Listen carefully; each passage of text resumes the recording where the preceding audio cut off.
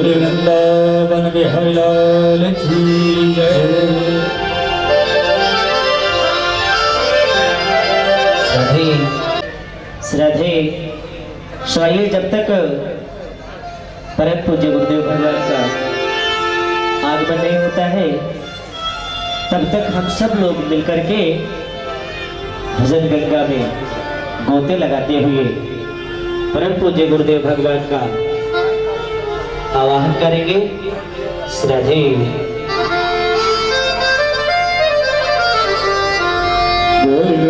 मैं ब्रह्मा की बनाई हुई सृष्टि से आता हूं। बोले महाराज,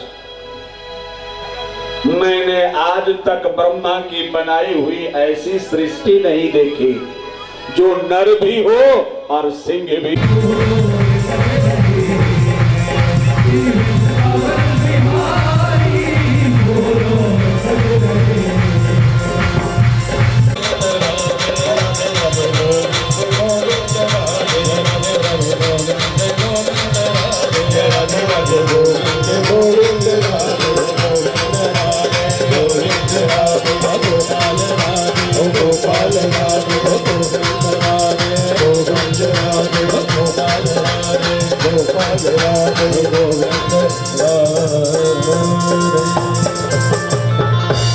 बोले वृंदावन बिहारी लाल की जय।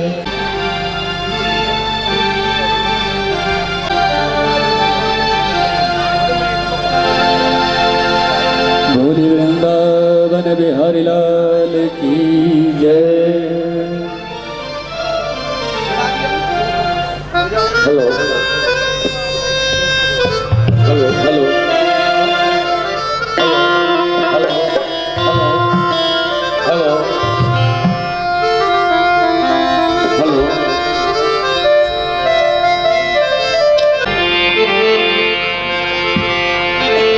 मुझे चरणों से लगा ले मेरे श्याम मुरली वाले। वो मुझे चरणों से लगा ले मेरे श्याम मुरली वाले। मुझे चरणों से लगा ले मेरे श्याम मुरली वाले। मुझे चरणों से लगा ले मेरे श्याम मुरली वाले। मुझे चरणों से लगा ले मेरे श्याम मुरली वाले। मुझे चरणों से लगा ले।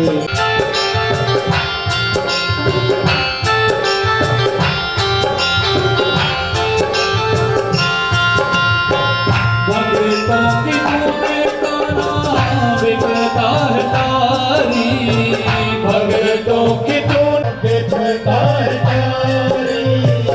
मेरी विदाह थामो आके बिहारी। मेरी विदाह थामो आके बिहारी। ओ मेरी विदाह थामो मेरे श्याम मुरली वाले।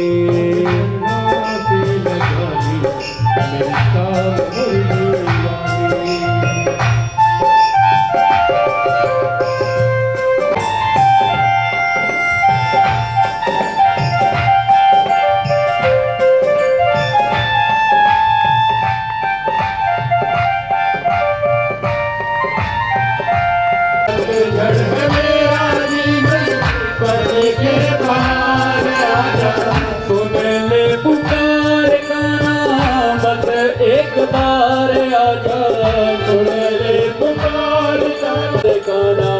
बस एक बार आजा, बेचैन दिल के तुम ही, मेरे बेचैन दिल के तुम ही करार मुरली वाले। मुझे चरणों से लगा ले मेरे श्याम मुरली वाले। मुझे चरणों से लगा ले मेरे श्याम मुरली वाले। मुझे चरणों से लगा ले मेरे श्याम मुरली वाले। मुझे चरणों से लगा ले मेरे श्याम मुरली वाले। मेरे सांस सांस में तेरा, मेरे सांस सांस में तेरा है नाम मुरली वाले। मुझे चरणों बनेगी तेरी बिगड़ी बनेगी, ओ अच्छी बनेगी तेरी बिगड़ी बनेगी, अच्छी बनेगी तेरी बिगड़ी बनेगी, अरे भूल जाएंगे तेरे बागरे तेरी बिगड़ी बनेगी, भूल जाएंगे तेरे बागरे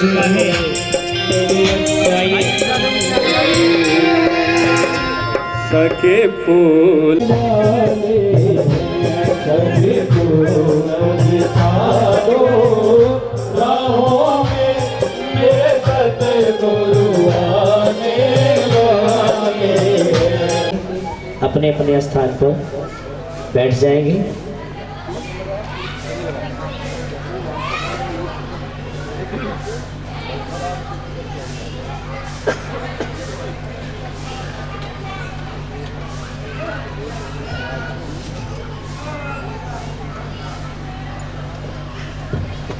आइए अपने अपने स्थान पर बैठ जाएंगे।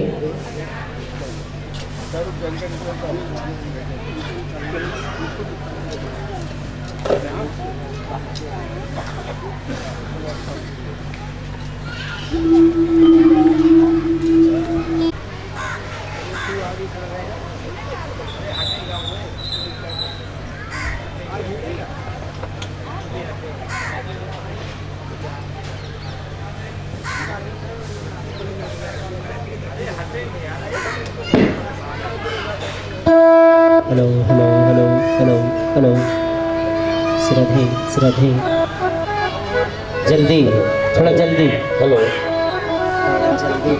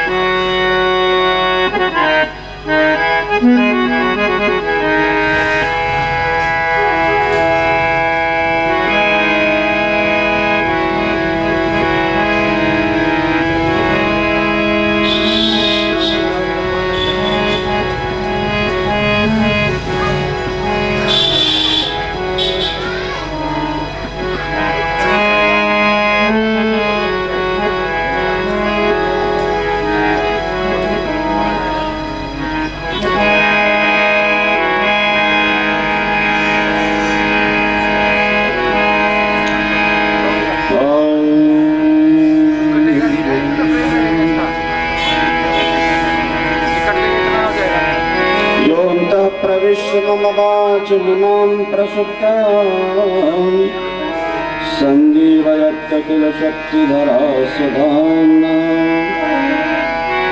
अन्यास्तहस्तचरण श्रवणत्वगादि प्राणान् नमो भगवते पुरुषाय तुभ्यं मूकं करोति वाचालं पङ्गुं लङ्घयते गिरिं यत्कृपातमहं वन्दे परमानन्दमाधवम्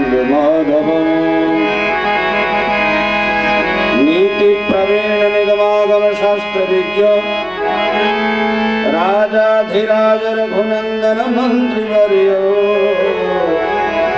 सिन्दूरचर्चित कलेवर दिव्यरूपम् श्रीआञ्जनेय चरणौ शरणं प्रपद्ये। भक्ति भक्त भगवंत गुरु चतुर्नाम बपुएक इनके पद वंदन किए नाश ही विघ्न अनेक।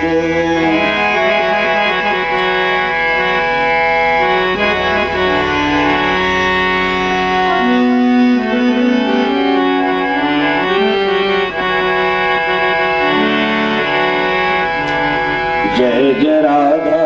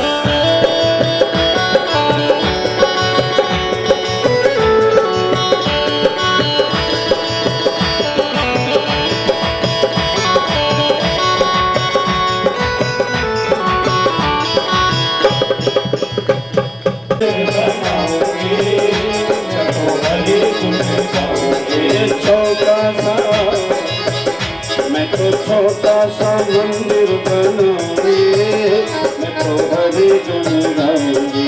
छोटा सा मंदिर बनाऊंगी, मैं तो हरि गुण गाऊंगी।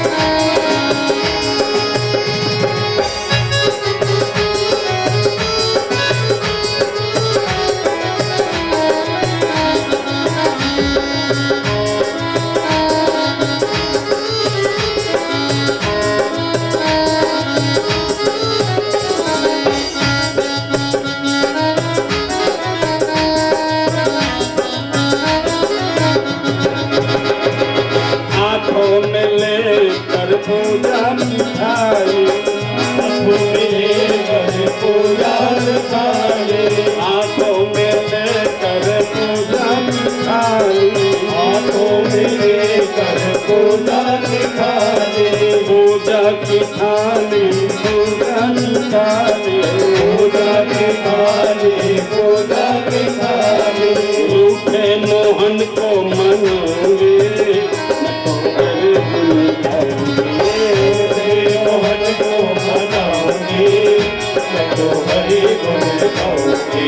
रूठे मोहन को मनोगे,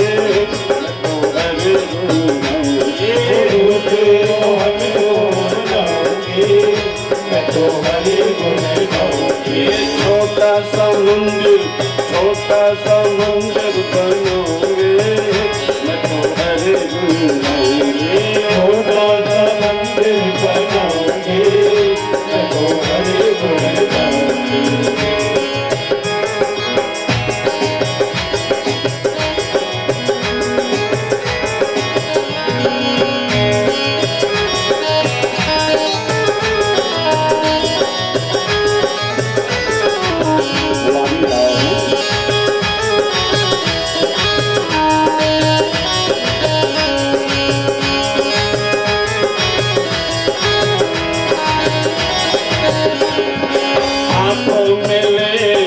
चंदन कटोरी, हाथों में लेकर चंदन कटोरी, हाथों में लेकर चंदन कटोरी, हाथों में लेकर चंदन कटोरी, हाथों में लेकर चंदन कटोरी, हाथों में लेकर चंदन कटोरी, माथे पे तिलक लगाऊंगी, तो हरि गुण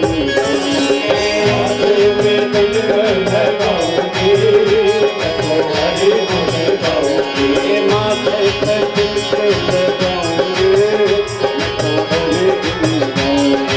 माथे पे तिलक लगाऊंगी, तो हरि गुण गाऊंगी। छोटा सा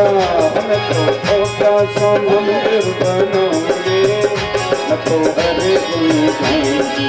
छोटा सा मंदिर बनाऊंगी, तो हरि गुण गाऊंगी। छोटा सा मंदिर बनाऊंगी, तो हरि गुण गाऊंगी। छोटा सा मंदिर बनाऊंगी, तो हरि गुण गाऊंगी।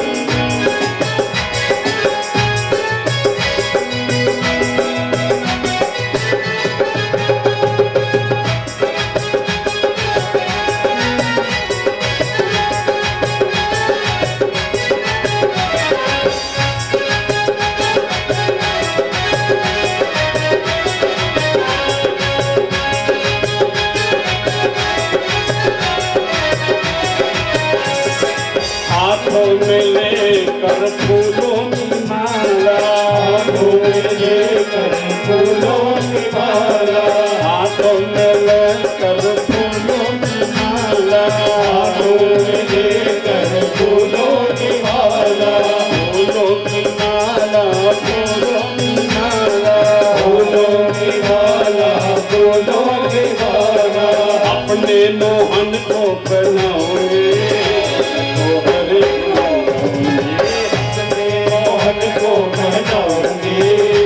तो हरि गुण गाऊंगी। अपने मोहन को बनाऊंगी,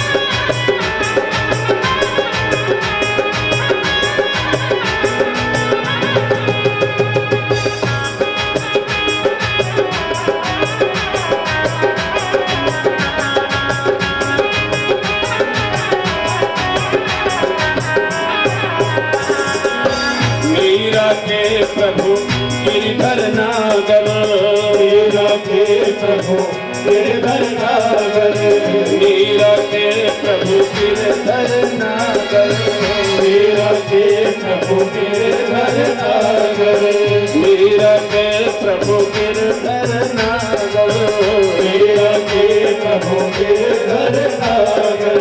हरख हरख जस गाऊंगे मैं तो हरे हर से गुण गाऊंगी, मैं तो हरि गुण गाऊंगी। हर्ष हर्ष जस गाऊंगे मैं तो हरे गुण गाऊंगे। हर से गुण गाऊंगी, मैं तो हरि गुण गाऊंगी। ये छोटा सा मैं तो छोटा सा मंदिर बनाऊंगी मैं तो हरे गुण गाऊंगी। छोटा सा मंदिर बनाऊंगी, मैं तो हरि गुण गाऊंगी। ये छोटा सा मंदिर बनाऊंगी मैं तो हरे गुण गाऊंगी। छोटा सा मंदिर बनाऊंगी, मैं तो हरि गुण गाऊंगी।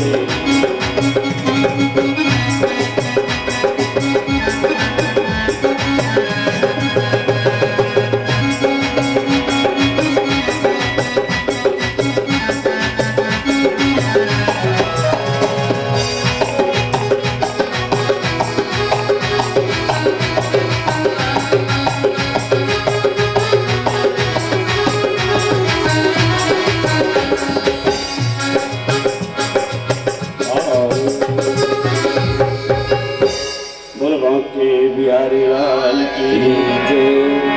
सियापति रामचंद्र भगवान की जय। पवन सुत हनुमान की जय। श्री सद्गुरुदेव भगवान की जय। सत्य सनातन धर्म की जय। गौ माता की जय। भारत माता की जय। गंगा माता की जय।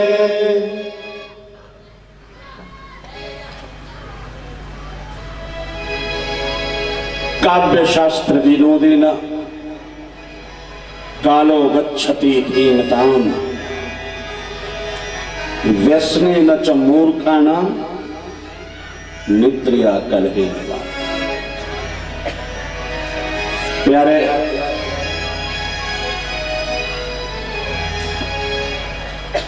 जीवन तो सबका बीत रहा है, व्यतीत हो ही जा रहा है, निकलता जा रहा है, लेकिन एक जैसे जीवन सबका नहीं बीत रहा। उसमें विभाग कर दिया, एक मूर्खों का जीवन और एक भगवान के भक्तों का जीवन। भगवान के भक्तों का जीवन भी ठहरता नहीं, वो भी व्यतीत हो जाता है, और मूर्खों का जीवन भी ठहरता नहीं, वो भी व्यतीत हो जाता है। पर कैसे? काव्य शास्त्र विनोदेन कालो गच्छति धीमताम्। धीमताम् कालो काव्य शास्त्र विनोदेन गच्छति। धीम माने बुद्धि, बुद्धिमान विवेकी भगवान के भक्तों का जीवन भगवान की चर्चा कहने और सुनने में व्यतीत होता है। वहीं मूर्खों का जीवन निद्रिया कलहीन वा। जागते रहेंगे तो झगड़ा करेंगे और नहीं तो फिर सो करेंगे। जगे तो झगड़ा प्रारंभ, और झगड़ा से थक गए तो सो जाओ। बस यही जीवन का मूल है उनका, इसलिए वो मूर्ख कहे जाते।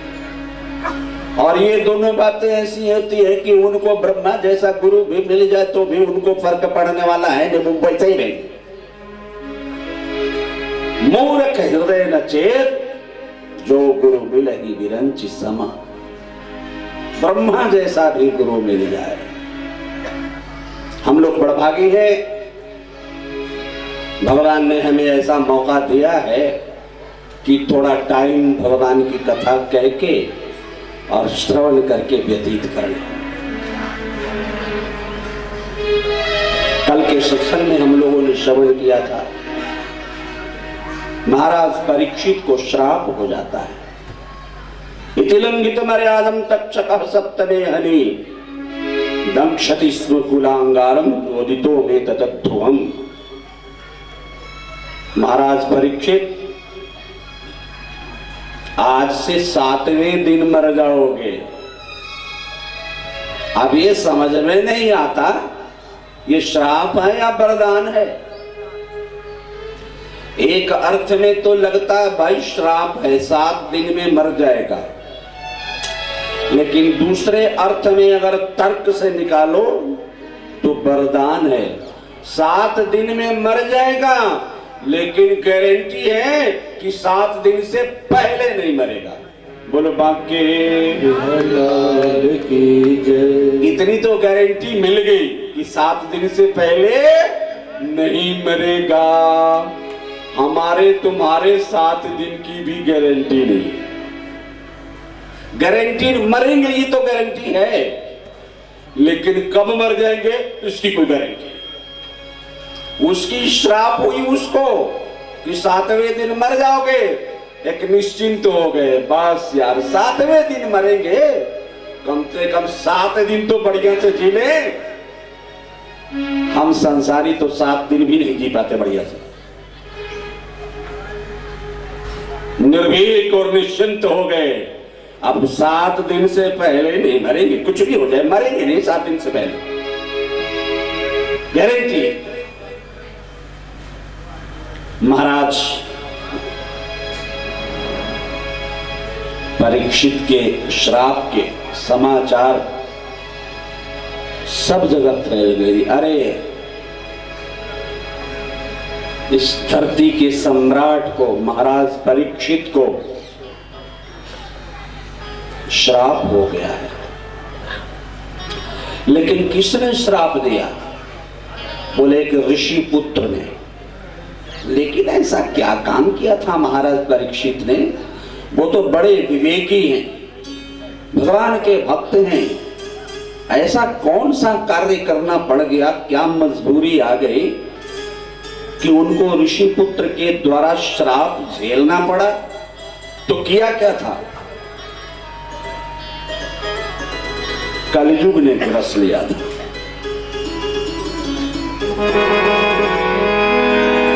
महाराज चहिते मूर्ख बड़ाई पावा, चहिते मूर्ख बड़ाई पावा, तो प्रथम ही रचता ही नसावा।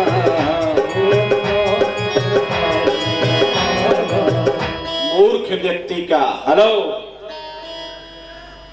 कुछ चेंज करते हो क्या यार? आवाज क्लियर नहीं। जहिते दुष्ट बड़ाई पावा, सो प्रथम ही हतिता ही नसावा। दुष्ट व्यक्ति का, मूर्ख व्यक्ति का यही लक्षण है कि जिससे बड़ाई पाएगा उसी का नाश सबसे पहले करता। महाराज परीक्षित ने कितनी बढ़िया जगह दी थी कलयुग को रहने के लिए, सोना। तो प्रसन्न होना चाहिए था, थैंक्स करना चाहिए था, धन्यवाद देना चाहिए था। लेकिन उस कलयुग ने सबसे पहला जो नष्ट करने का प्रारंभ किया वो महाराज परीक्षित को। परीक्षित से ही वरदान पाया और परीक्षित का ही नाश कर दिया। जहिते मूर्ख बड़ाई पावा, सो प्रथम ही हतिता ही नसावा। ये दुष्ट व्यक्ति का लक्षण है कि जिसे मान पाएगा, जिससे बड़ाई पाएगा, दुष्ट व्यक्ति उसी का सबसे पहले नाश करता है, नुकसान पहुंचाता। अब यहां से विदुर और मैत्रेय का संवाद प्रारंभ होता है। श्री शौनक जी महाराज सूत जी से पूछते हैं कि महाराज जब परीक्षित को श्राप हो गया तो क्या हुआ? श्री सूतोवाच, सूत जी महाराज ने कहना प्रारंभ किया, विदुर और मैत्रेय का संवाद कहना शुरू कर दिया। देखो मैत्रेय ने भगवान से क्या कहा था, हे प्रभु, ये धरती क्यों बनी? परीक्षित जी सुखदेव जी से पूछ रहे हैं कि महाराज, जिसके जीने के दिन सिर्फ 7 हों, वो कौन सा साधन भक्ति करे अपने आत्म कल्याण के लिए? अब 7 दिन वाला कोई साधन भक्ति है ही नहीं। श्री सुखदेव जी महाराज कहते हैं, परीक्षित, 7 दिन तो बहुत है, एक क्षण में भी कल्याण कर सकता है व्यक्ति अगर करना चाहे तो, और वो है परमात्मा से प्रेम। और प्रेम से युक्त हो करके जो भगवान का नाम ले ले, जासु नाम सुमिरत एक बार, उतरई नर भव सिंधु अपारा। भगवान से प्रेम हो जाए, स्नेह हो जाए, भगवान से लगाव हो जाए, ऐसी स्थिति में कोई प्रभु का एक बार भी नाम स्मरण कर ले तो उसके आत्मा का कल्याण हो जाता है और वो भवसागर से उसका बेड़ा पार हो जाता है। प्रभु के नाम में इतनी शक्ति है कि उसका नाम एक बार ही, सिर्फ एक बार भी नाम ले ले, एक बार। मानस तो डिंडिन घोषणा करके कहता है कि प्रभु का नाम एक बार ले लो, एक बार।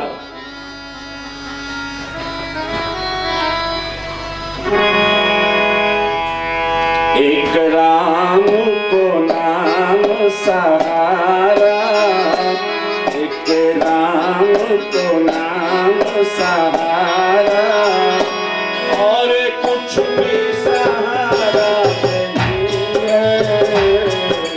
राम को नाम सहारा, और कुछ भी सहारा नहीं है।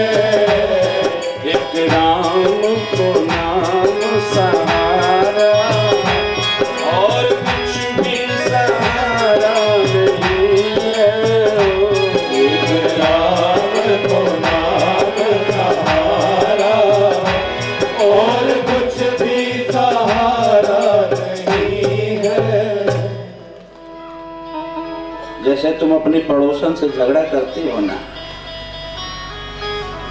अब कितना जोश आ जाता है, बिना बंदूक के जाओ तो उसे उड़ा दोगे, इतनी ताकत आ जाती है ना।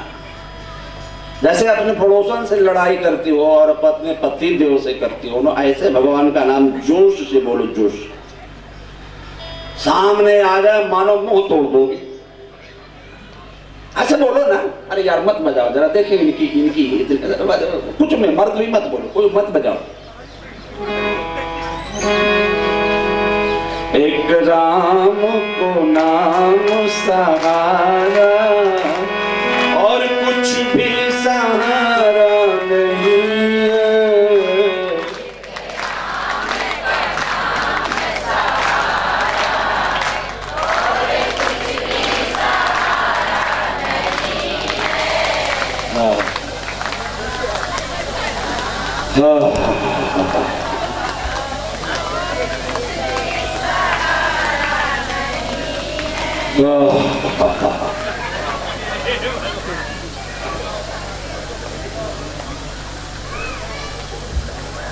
पीछे वाले भी बोलो,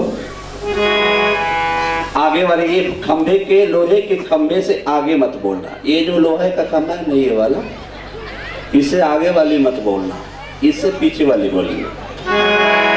एक, अब देखो उसके बाद कौन है, उसके आगे कौन है। हाय राम, माथा पीटने को मन करता है।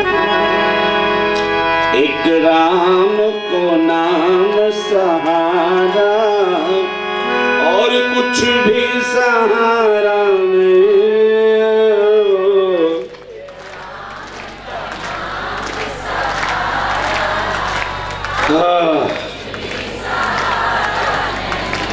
हाय राम।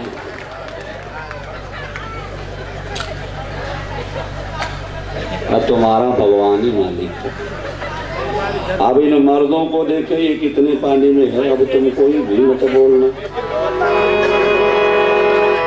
एक राम को नाम सहारा और कुछ भी सहारा नहीं है।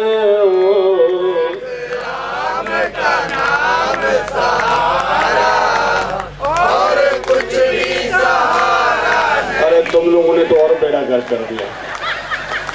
थोड़ा बहुत इधर से आस थी, वो भी तोड़ ताड़ करके बेकार कर दिया यार। तुम लोग तो जो है ना, संख्या कम है महाराज जी। है? संख्या कम है। संख्या कम है तो कितने का, किसने कहा संख्या कम रखो भाई। एक राम को नाम सहारा और कुछ भी सहारा नहीं है। एक राम को नाम सहारा और कुछ भी सहारा नहीं है। एक राम को नाम सहारा और कुछ भी सहारा नहीं है। एक राम को नाम सहारा और कुछ भी सहारा नहीं है। और कुछ भी सहारा नहीं है। और कुछ भी सहारा नहीं है। और कुछ भी सहारा नहीं है। और कुछ भी सहारा नहीं है।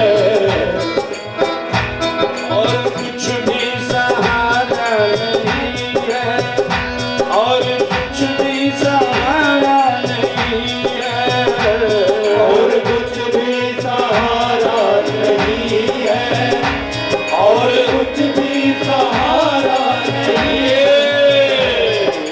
राम को नाम सहारा और कुछ भी सहारा नहीं है। राम को नाम सहारा और कुछ भी सहारा नहीं है। परीक्षित, 7 दिन तो बहुत है। 7 क्षण में भी, एक क्षण में भी परमात्मा से लगन लगाई जा सकती है, प्रेम हो जाए। और ये प्रेम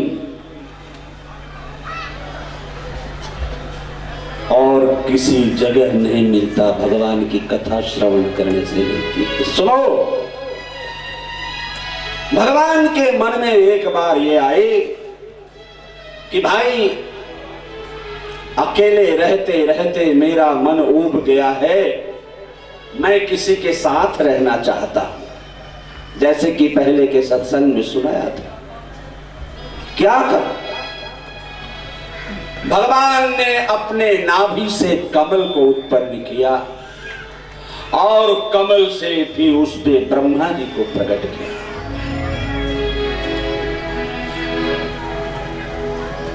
कई जुगों मनमंतरों तक ब्रह्मा जी उस कमल के फूल पर बैठे रहे।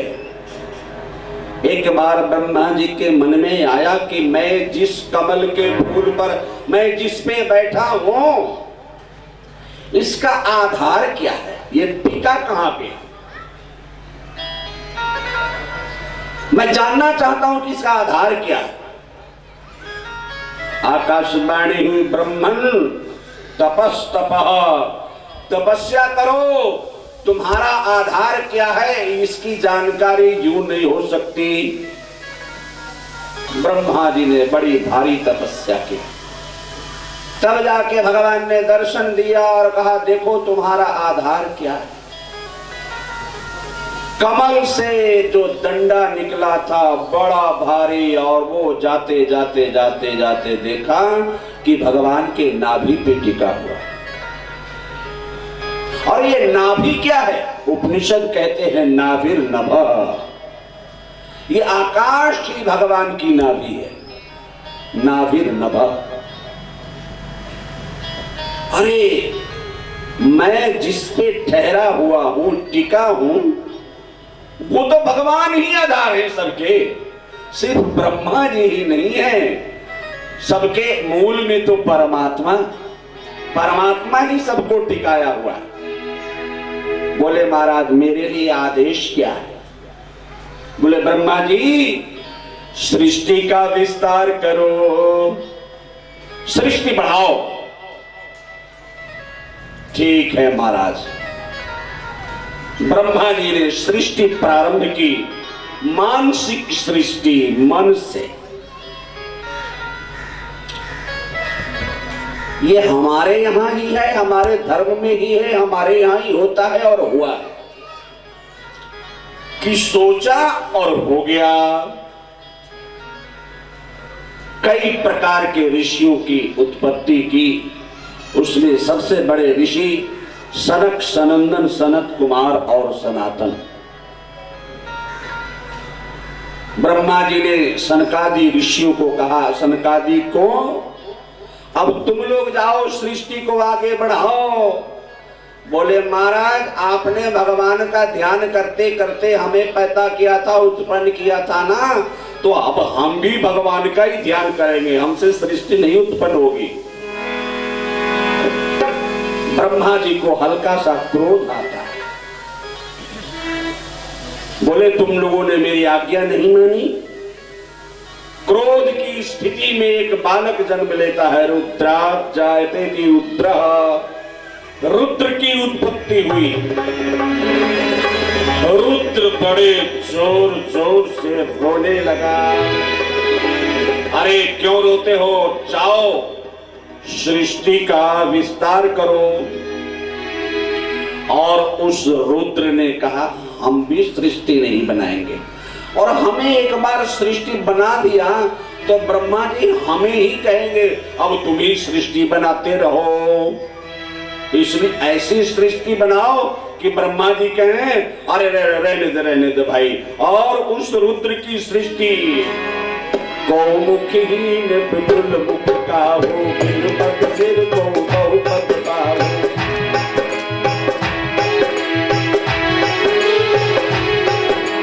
विपुल नयन कोई नैन दीना, कोई नैन दीना। हृष्ट पुष्ट को अति कनकीना,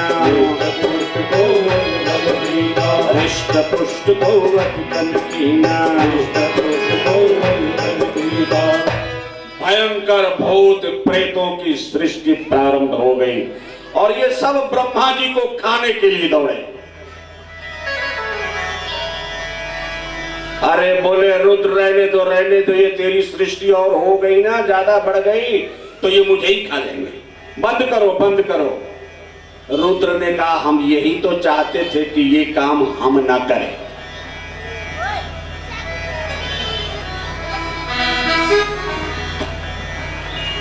एक घर में नई बहू आई थी, बहू अभी आई ही थी बेचारी, और सास ने फरमान जारी कर दिया बहू आज मालपूड़े बनाओ। बहू ने कहा अब अभी पहला दिन भी नहीं बीता और सास का फरमान जारी हो गया, और आज मैंने मालपूड़े बना दिए तो कल से कहेगी पकौड़े बनाओ, परसों कहेगी समोसे बनाओ। आप बैठी रहेगी, मैं बना के खिलाती रहूंगी, महारानी बन के बैठी रहेगी। सास सी, लेकिन सास अंधी थी। कैसी थी? इसलिए वो हमेशा बैठी रहती थी। बहू ने कहा माँ जी लेकिन ये जो है मालपूड़े के लिए आटा कैसे होता है? बोले बेटा ऐसा करो आटा निकालो, थोड़ा पानी ज्यादा डालना। तो गूंद दिया आटा। बोले माँ जी छू के देखना। बोले बेटा ये जरा टाइट है, मालपूड़े बनाने के लिए ना थोड़ा और आटे को ढीला करो। उसने एक बाल्टी पानी भर के और डाल दिया, पूरी बाल्टी भर के, और खूब घोल दिया, बिल्कुल पतला कर दिया। माँ जी देखो तो मालपूड़े बन जाएंगे।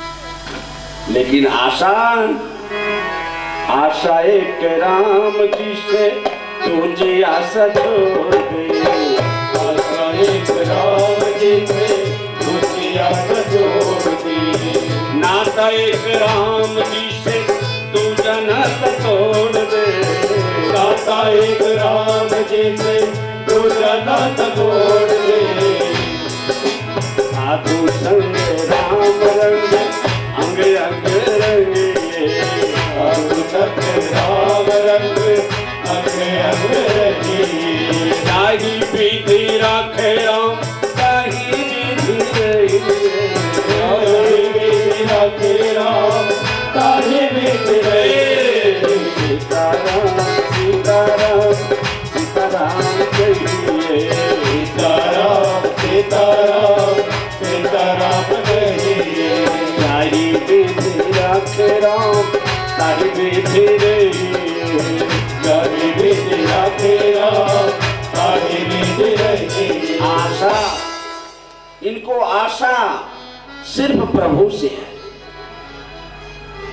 और इन्होंने सारे आशाएं तोड़ रखी। अब हमारे को आशा किसी से नहीं। और यही तो बंधन का काम है। मनेव मनुष्याणाम कारणम बंध मोक्षयो। व्यक्ति के बंधन और मोक्ष का कारण उसका मन ही तो है। और मन हमारे गलत आशा में लग जाता है, इसलिए हम बंधन में और इसलिए हमेशा दुखी रहते हैं। लाखों सुख होने की सुखी होने की कोशिश करते हुए भी दुखी रहते हैं, क्योंकि हमारी आशा संसारियों से, संसार के पदार्थों से, और संसार के पदार्थों की पूर्ति होती नहीं, इसलिए हम दुखी रहते। कहा भाई भगवान से आशा करो। आशा बसन, बसन कहते हैं वस्त्र को। वस्त्र भगवान की आकाश का ही वस्त्र है और कोई वस्त्र नहीं पहनते। और व्यसन कहते हैं नशा को। आशा बसन व्यसन। आशा भगवान से, बसन भगवान के नाम का, और व्यसन भगवान की भक्ति और नाम का। सब कुछ भगवान से। जहां भी भगवान की कथा होती है ये वहां पहुंच जाते हैं। लेकिन अगर कोई कथा कहने वाला न मिले तो 4 भाइयों में से एक भाई कथा करने के लिए बैठ जाता है और 3 भाई सुनने लग जाते हैं, उसी में आनंद लेते हैं। आशा बसन व्यसन यह तिन्ही रघुपति चरित हो तह सुने।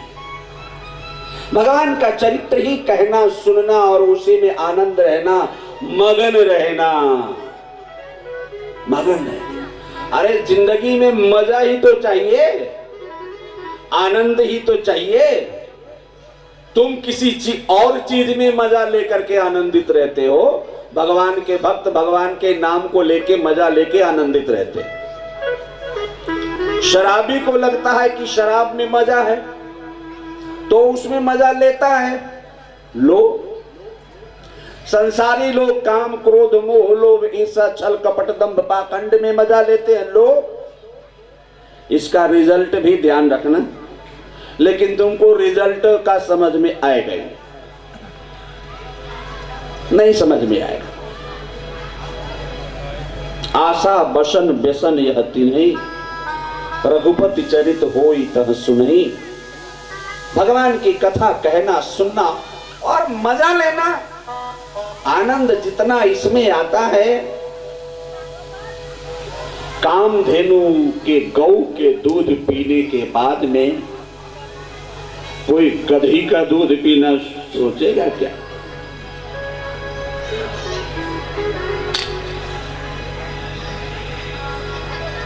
जिसको भगवान के कथामृत का पान करने को मिल रहा है और उसमें जो आनंद ले रहा है, तो आनंद ही तो चाहिए प्यारे। आप भी आनंद वो छोड़ दे रहे हैं संसारिक मजा लेने के चक्कर में, और भगवान के भक्त संसार वाला मजा छोड़ देते हैं भगवान के नाम का मजा लेने में। बस इतना ही अंतर है। आप वो मजा लेने में वो मजा छोड़ देते हो, भगवान के भक्त वो मजा लेने में वो मजा छोड़ देते हैं। अब किसका मजा सही है? तुम कहोगे हम जो मजा लेते हैं वो सही है, वो कहते हैं हम जो मजा लेते हैं वो सही है। रिजल्ट सामने है।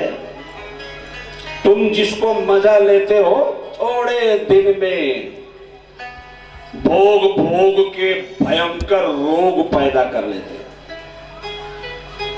इतना रोग भोग भोगने का भी हमारे यहाँ एक संविधान बनाया है कि कैसे भोगो, कब भोगो, कितना भोगो, कब तक भोगो, उसके बाद लेकिन भोग ही भोगते रहो।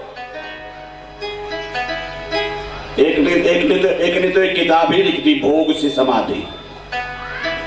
बड़ा भारी आदमी, उसने लिख दिया भाई इतना भोग भोगों की समाधि लग जाए।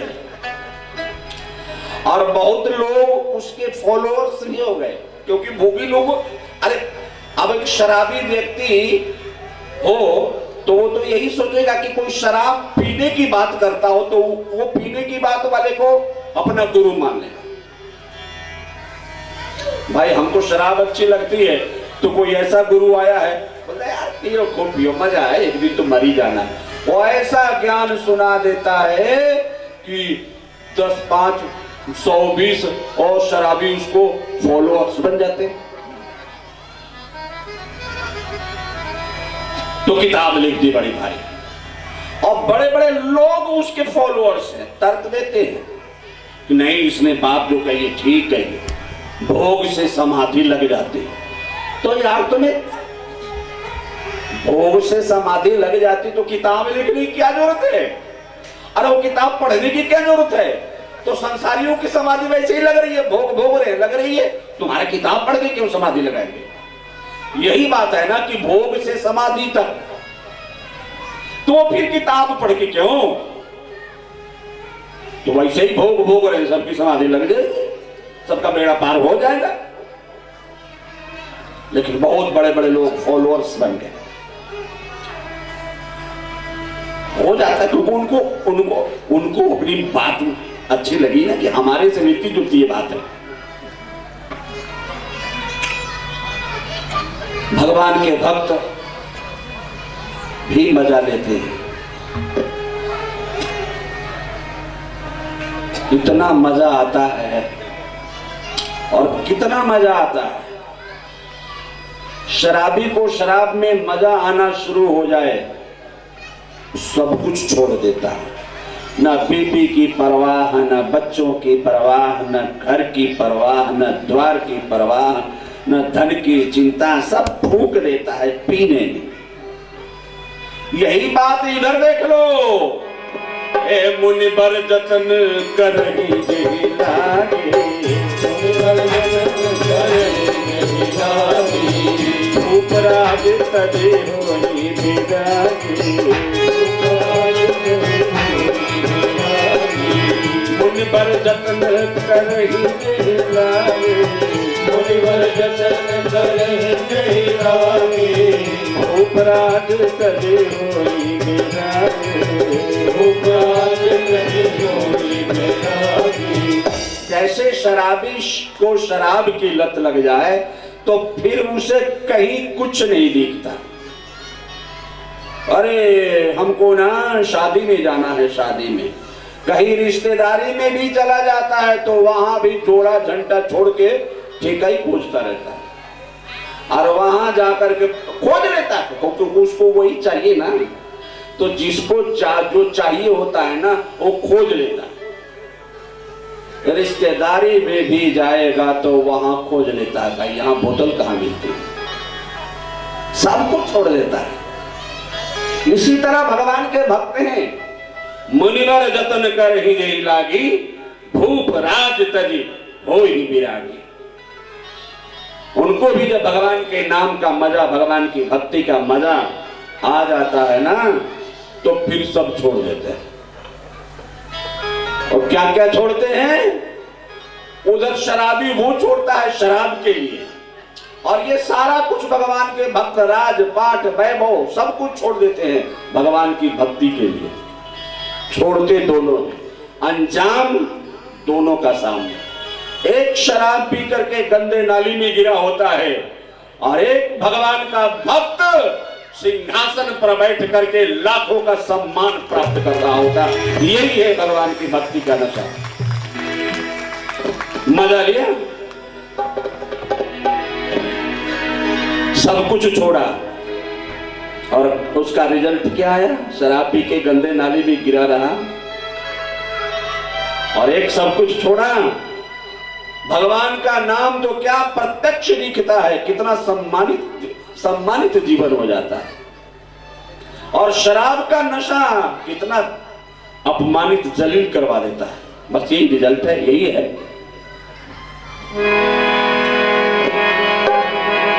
आशा बसन बसन यह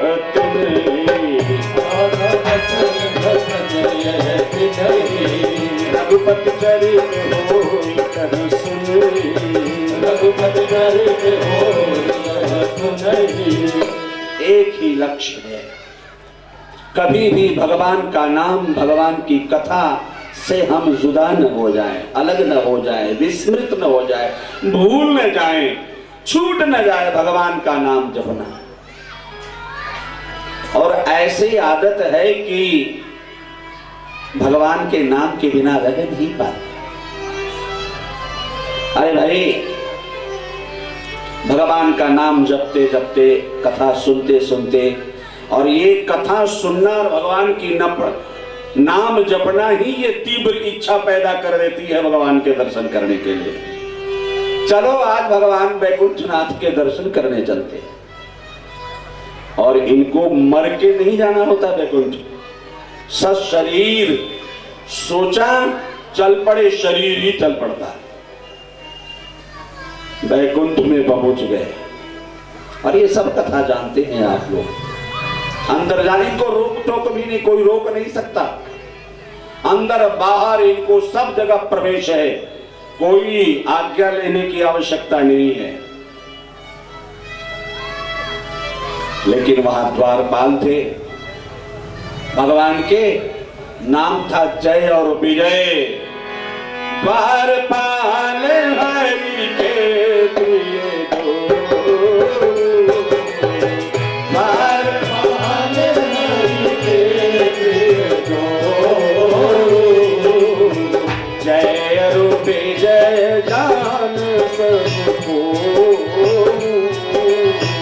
जय और विजय जान सबको। द्वारपाल हरि के प्रिय दो, जय और विजय जान सबको। अंदर जाने लगे। द्वारपालों ने कहा, अरे कहां जा रहे हो? भले अंदर क्यों जाते हैं, अंदर वैकुंठनाथ भगवान विराजमान हैं, हम उनके दर्शन करने आए हैं, दर्शन करने जा रहे। दर्शन करने जा रहे हो, हम यहाँ क्यों खड़े? मुझे क्या पता क्यों खड़े, तुम्हारी ड्यूटी है, खड़े रहो, खड़े रहो। बोले हमसे आज्ञा लिए बगैर कोई अंदर नहीं जा सकता। आज्ञा तो दे दो, आज्ञा, हम तो जा रहे हैं, देना हो तो दो, नहीं तो हम तो जा रहे हैं। बोले हम आज्ञा अभी नहीं देंगे, बैठो। ये साधु महात्मा थे, मानते हैं भाई, चलो भाई कहता है तो मान जाते। थोड़ी देर बैठ गए, फिर चले, फिर रोक दिया। तीसरी बार चले तो फिर रोक दिया। बोले तुम लोग मुझे, हमें देखने में छोटे महात्मा समझते हो और हमारे हाथ में कोई डंडा वंडा है नहीं, इसलिए तुमको डर नहीं लगता? अरे हाथ में डंडा छोड़ो, हमारी जबान ही डंडे से भारी है। तुम सोचते हो कि हमारे हाथ में कोई हथियार नहीं है? है हथियार, और हम तुम्हें दिखाते हैं कि कौन सा हथियार है। तुमने 3 बार हमें भगवान के दर्शन से वंचित किया, तुमने 3 बार रोका और हमें क्रोध आया। 3 बार तुमने भगवान के दर्शन से रोका। जाओ, हम तुम्हें श्राप देते हैं, 3 जन्म तक राक्षस बनोगे, तुम यहां रहने के काबिल नहीं। भगवान वैकुंठनाथ से मिलने कौन आएगा? तुम इजाजत दोगे तब भगवान के दर्शन करेंगे। तुम्हारे रिश्तेदार हैं और हमारे दुश्मन लगते हैं। तुम्हारे को भी अथॉरिटी दे रखा है और वो अथॉरिटी हमें नहीं है। क्यों रोका? अरे भगवान के दर्शन नहीं करेंगे तो हम किसके संसारियों के दर्शन करेंगे? लेकिन 3 बार तुमने अनधिकार चेष्टा किया, ये तुम्हें अधिकार नहीं।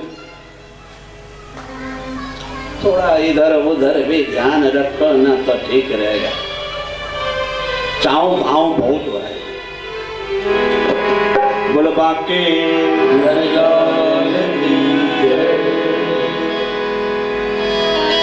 3 बार तुमने भगवान के दर्शन करने से रोका लाठी से, तो हम तुम्हें 3 जन्म तक राक्षस होने का श्राप देते हैं। चरणों में पड़ गए।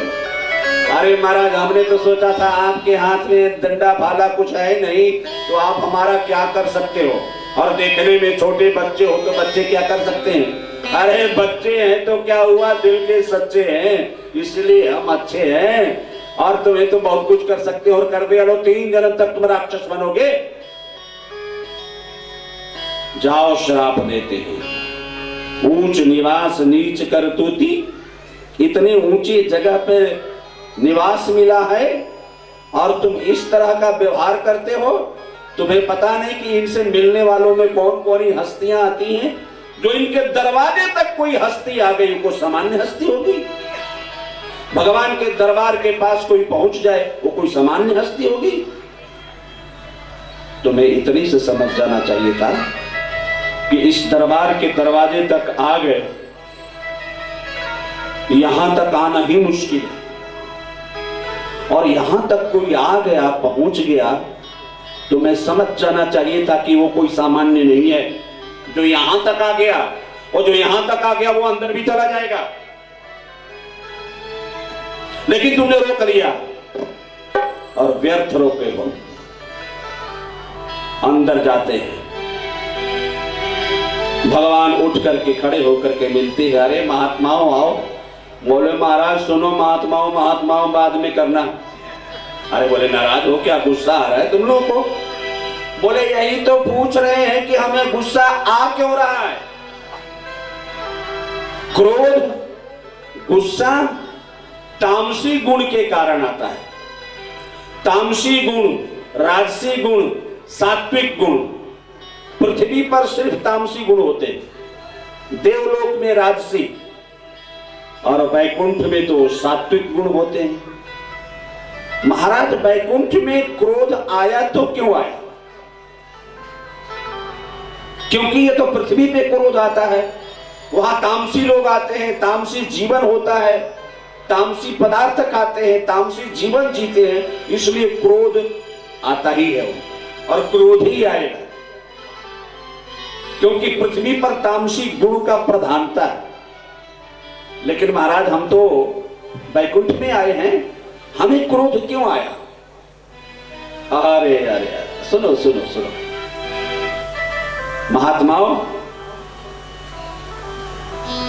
जो मेरे महात्मा करते हैं ना, वो मेरी प्रेरणा से करते हैं, मेरी इच्छा से करते हैं।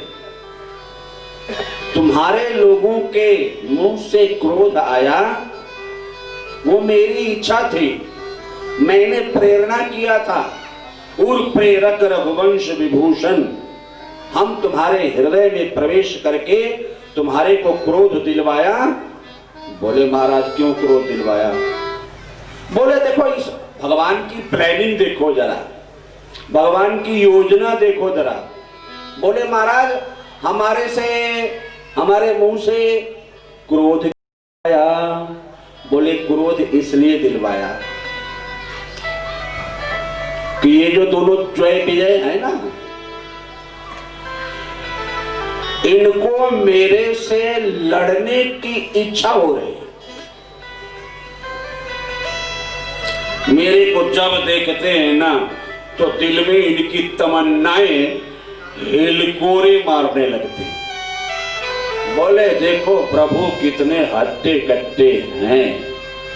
अरे हट्टे कट्टे, इतना बढ़िया शरीर लेके करना धरना कुछ है नहीं, ना लड़ाई करते हैं, ना भिड़ाई करते हैं, ना युद्ध करते हैं, चुपचाप सुंदर बन के बैठे रहते हैं। अरे इतना बढ़िया अच्छा कच्चा स्वस्थ जीवन है, स्वस्थ शरीर है, थोड़ा लड़ते। किससे लड़ते? तो हम ही से लड़ लेते, थोड़ा हमारे से ही लड़ लेते, लेकिन कह नहीं पा रहे हैं। भगवान अंतर्यामी समझ गए कि अरे मेरे भक्तों को मेरे से लड़ने की इच्छा उत्पन्न हो रही है। और भगवान तो कल्प वृक्ष हैं, कल्प वृक्ष के नीचे बैठ के जो भी कल्पना करोगे वो पूरा हो जाएगा। और वो भी भगवान के भक्तों की। भगवान के भक्त तो भगवान से जो भी इच्छा करते हैं, भगवान अपने भक्तों की हर इच्छा को पूर्ण करते हैं। अरे बोले देखो, बहुत सारे भक्तों ने क्या क्या इच्छाएं की।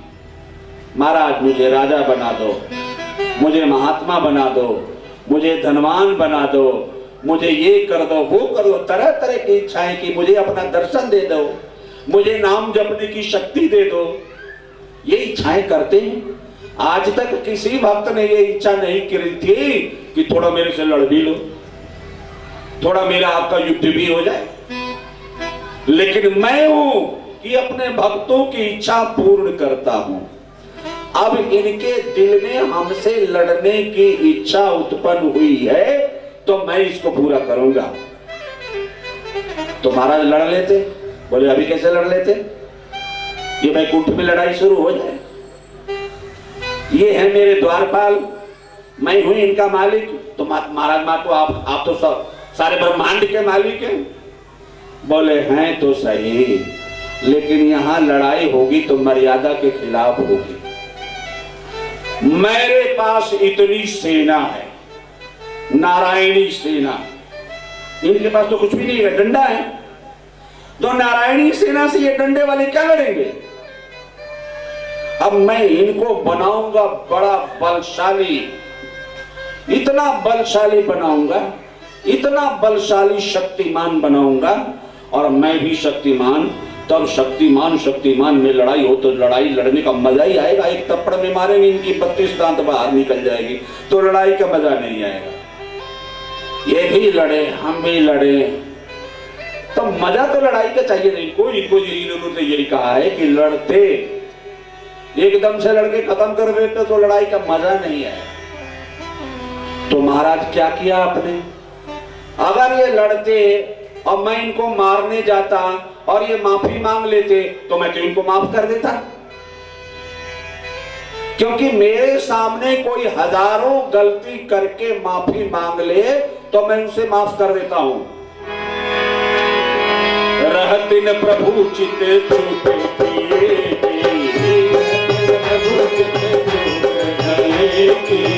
रहतिन प्रभु चित चूके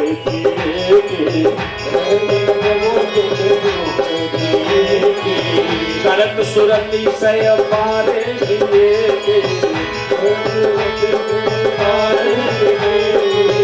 करत सुरति सय पारे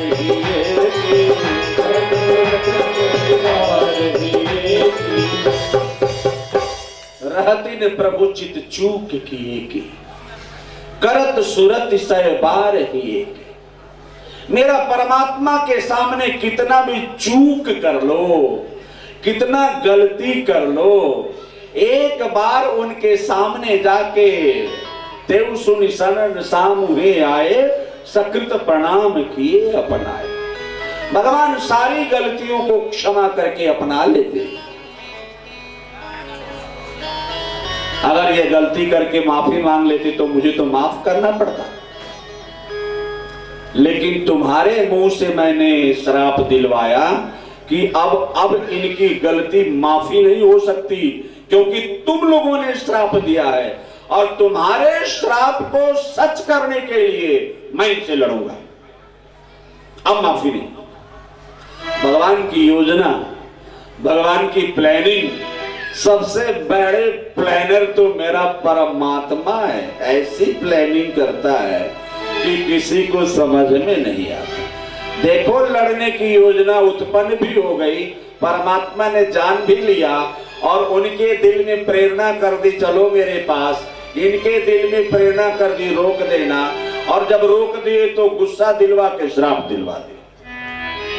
बोलो बांके बिहारी लाल की जय। और धीरे से, इतना जोर से नहीं, बोलो बांके। हमने जोर से कहा कि तुम जोर से बोले हो, और धीरे से वॉल्यूम कम करो, एकदम 0 पे। बोलो बांके बिहारी। तुम्हारा तो साउंड बढ़ता ही जा रहा। बोलो बांके। ये ही पहले जन्म में बने हिरण्याक्ष और हिरण्यकश्यप, दूसरे जन्म में बने रावण और कुंभकर्ण, और यही तीसरे जन्म में बने शिशुपाल और दंतवक्र। जैसे ही भगवान ने मनु शत्रुपा को कहा कि सृष्टि का प्रारंभ करो, उसी समय इनको श्राप हुआ और ये बैकुंठ से औंधे मुंह गिरे। पृथ्वी पर एक ऋषि थे, महाराज कश्यप ऋषि। कश्यप ऋषि की 2 पत्नियां, दिति और अदिति। दिति ने कहा, महाराज हमें मां बनने की इच्छा उत्पन्न हो रही है। महर्षि कश्यप ने कहा, देवी अभी मुहूर्त अच्छा नहीं। अब देखो कितनी व्यवहारिक बातें हैं ना, कितनी प्रैक्टिकल बात है। आत्मा वही जाए तो पुत्र।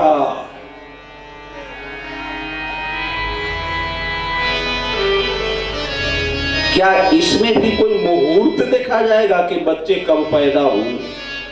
बोले हाँ। माता पिता के मन स्थिति कैसी है,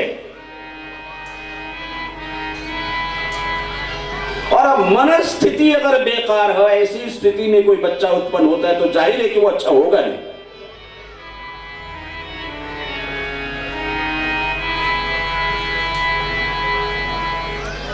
इसका ये मेरा माहौल नहीं है कि मैं इसका विस्तार करूं। देवी अभी मुहूर्त अच्छा नहीं चल रहा है, ऐसे में तुम मां बनने की इच्छा उत्पन्न मत करो। बोले नहीं महाराज, हमने तो मां बनना है, बनना है। कश्यप ऋषि ने वरदान दिया, और उसी समय जय और विजय कश्यप ऋषि की पत्नी दिति के गर्भ में प्रवेश करते हैं। समय बीतता है।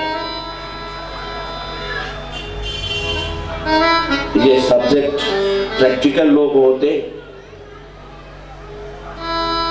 और विज्ञान के लोग होते तो मैं थोड़ा इसको विस्तार करता, लेकिन यहाँ तो खाली श्रोता बैठे हुए हो, वो भी अधजल गगरी छलकत जाए वाली, तो उतनी समझ उस प्रकार की है नहीं तो तुम्हारे भूकंप आ जाएगा, इसलिए मैं इसका विस्तार नहीं कर रहा हूं। बोलो बाके।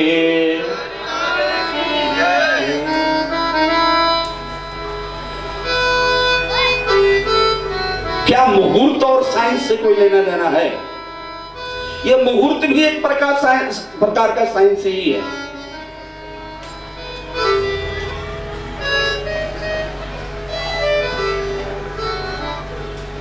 दिति ने गर्भ धारण किया। कश्यप ऋषि ने कहा, दिति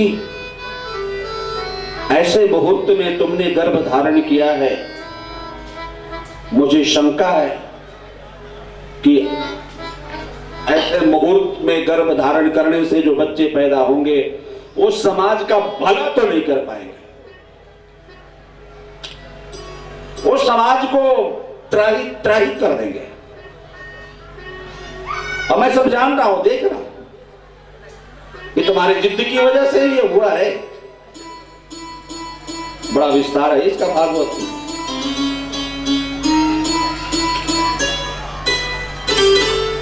समय बीता,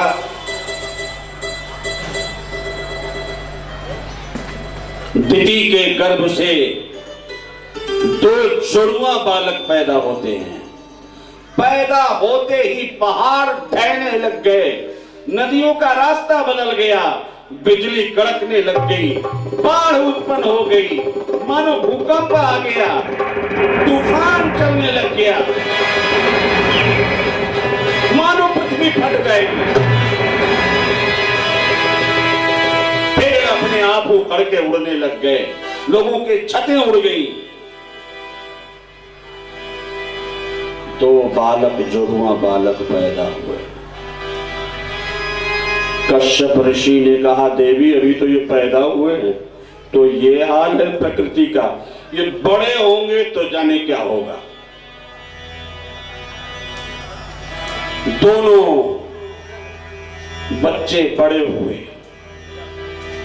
हिरण्यकश्यपु और हिरण्याक्ष।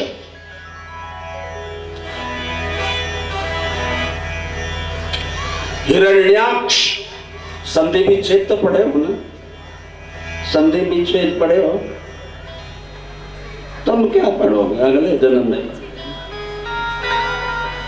हिरण्याक्ष का विच्छेद करो, हिरण्य प्लस अक्ष इक्वल टू हिरण्याक्ष। अब दोनों का अलग अलग अर्थ करो। हिरण्य कहते हैं सोने को, गोल्ड। अक्ष माने आग, जैसे रुद्राक्ष वैसे हिरण्याक्ष। रुद्राक्ष माने रुद्र का आंख, वैसे हिरण्याक्ष हिरण्य प्लस अक्ष इक्वल टू हिरण्याक्ष। हिरण्य माने सोना, अक्ष माने आंख, सोना माने भोग,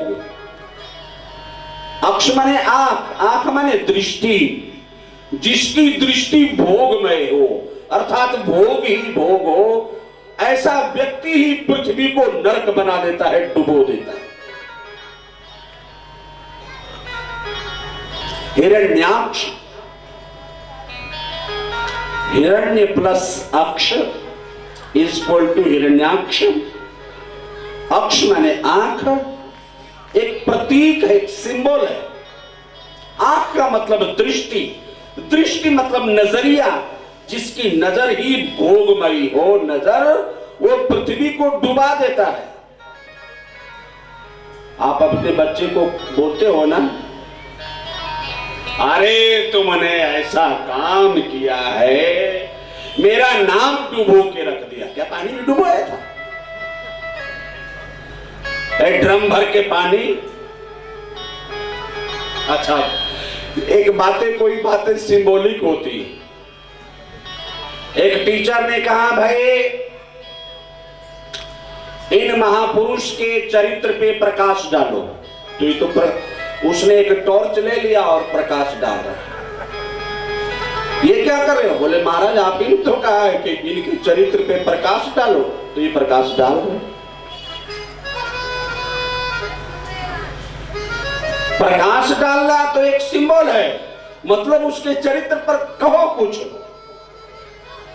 हिरण्याक्ष एक सिंबल है, नजर एक सिंबल है, उसका नजरिया एक भोग बुद्धि, उसने पृथ्वी को रसातल में लेके चला गया। क्यों? भोगी आदमी नहीं चाहता कि हमारे अलावा कोई और भी भोगे, वो सोचता है कि सारा हम ही भोग लें। भोगी व्यक्ति कभी नहीं चाहेगा कि दूसरे को मिले। जितना संसार का भोग सामग्री है उसको सारा हम ही भोग ले। वो तो भगवान का शुक्र है कि वो भोगने लायक नहीं रहता, वरना तो संसार के सारी सामग्री वही भोग ले।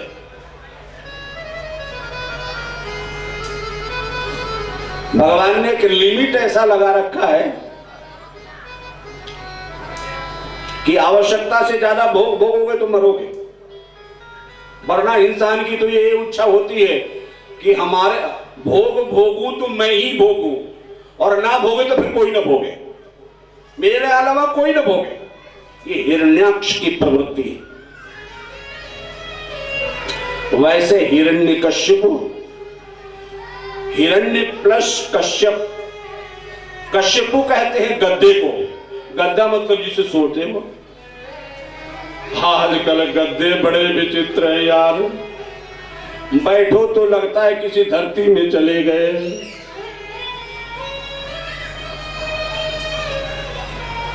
ऐसे ऐसे गद्दों पर सोओगे तो बीमारी नहीं तो क्या होगी। किसी किसी घर में जाते लोग बैठा देते, बैठो तो गिरते गिरते बचते हैं, क्योंकि धस जाता है, इतना धस जाता है कि उठना मुश्किल हो जाता है। बोलो बांके बिहारी की जय। इस प्रकार के गद्दा बनाने वाले भोगबाजी लोग हैं। वो खुद तो और सुविधा के लिए, सुविधा ये है कि तुम सबको रोगी बना दो।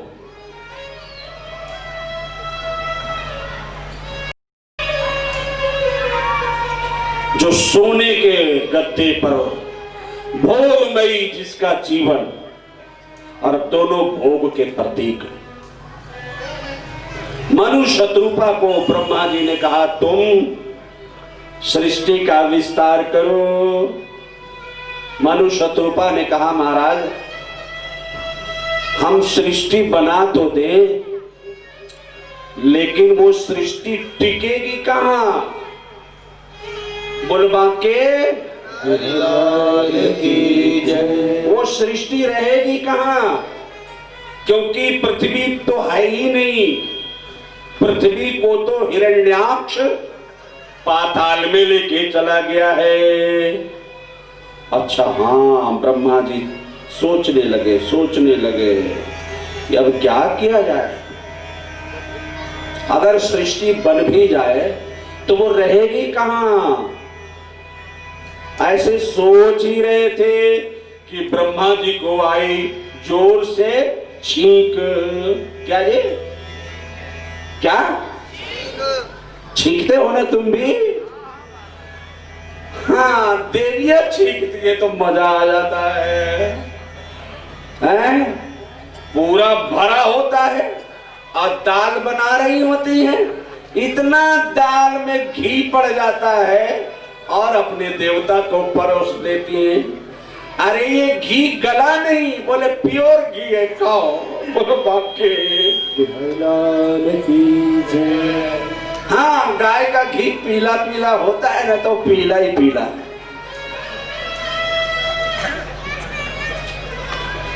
ऐसी छींक मारती है।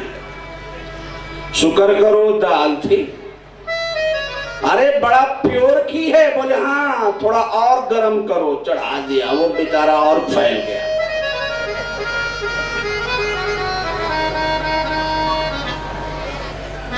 वो जब तक गला तब तक दूसरी छींक आ गई। अब दाल कम, वो छींक ही छींक जाता है।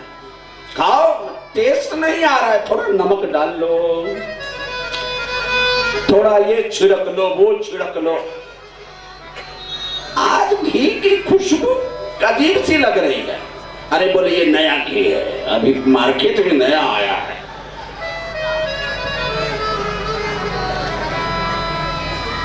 ये सचमुच में ये घी मार्केट में नया आया है। ऐसा घी पहली बार ही खा रहे होंगे तुम्हारे देवता। हमारे यहाँ कहते हैं जब भोजन बनाओ तो माथा भी बांध लो और मुंह पर भी पट्टी लगा दो, और भोजन बनाते वक्त बात नहीं करना चाहिए। लेकिन देवियां हैं, इनको कौन समझाए यार। उनको तो घी डालना है तो वो डाल देती हैं।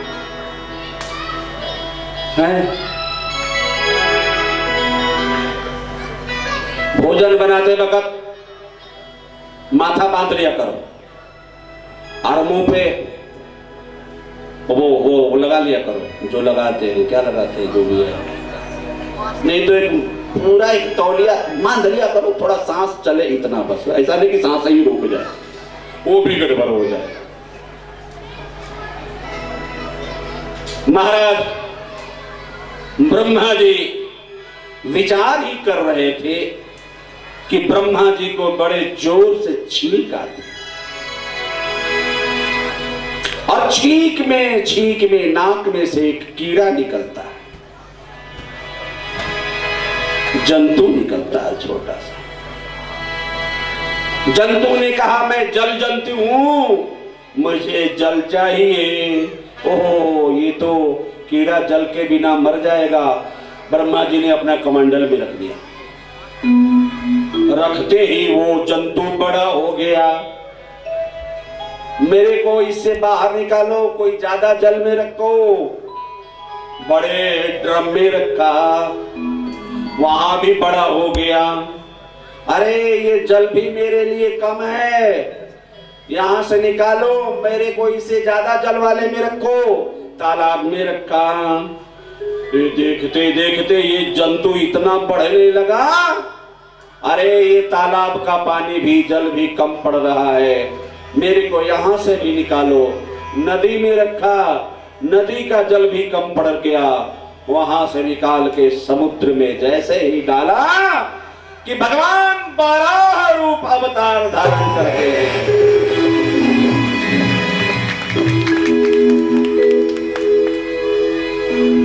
12 संस्कृत शब्द है। सुअर को संस्कृत में 12 कहते हैं।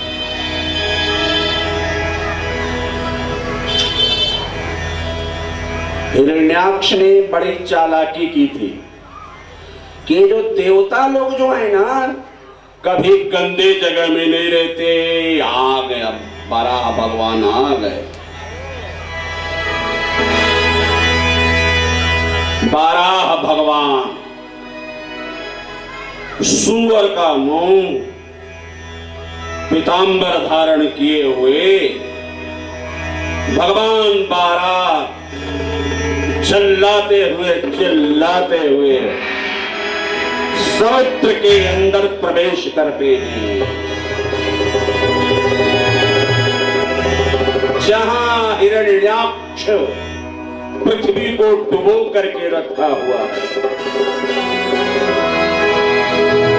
भगवान हिरण्याक्ष के पास पहुंच जाते हैं। अरे कौन है?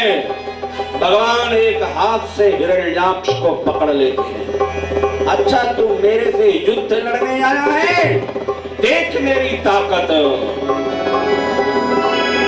भगवान ने कहा, ताकत तो तू भी देखेगा और मेरा भी देखेगा। भयंकर युद्ध होता है। कभी भगवान थकते हैं, कभी हिरण्याक्ष थकता है। भगवान चाहते तो एकदम से मार सकते थे। हिरण्यकश्यपु डरने लगे थे। एक मनवंतर उसको बोलते, एक मनवंतर प्रहलाद जी राजा बने,